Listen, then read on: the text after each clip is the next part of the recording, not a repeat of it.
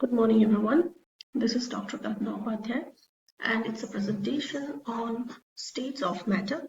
And this is a part of assignment 2 submitted to TLC Teachers University for the ongoing FDP. From school days, we have been knowing that matter exists in 3 states: solid, liquid, and gas. But matter exists in actually 4 states, which are solid, liquid, gas, and plasma. In solid, the constituent particles are close to one another because of strong intermolecular force of attraction. The particles cannot move, but they can vibrate, and solid has a stable, definite shape and a definite volume.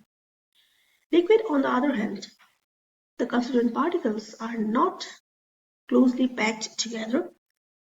The molecules can move from one point to another, and the shape of the liquid is not definite, though its volume is definite, but shape is determined by the container in which the liquid is placed.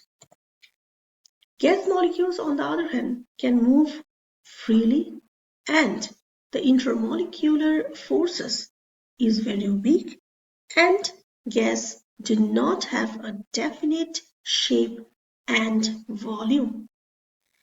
A plasma is a state which can be obtained by applying a huge voltage difference or by exposing a gas to extremely high temperatures. Like gas, plasma do not have a definite shape or volume, but unlike gas, plasma is electrically conductive, produces magnetic fields and electric currents, and they respond strongly to electromagnetic forces. These were the basic differences between solid, liquid, gas, and plasma. Thank you for your patient hearing.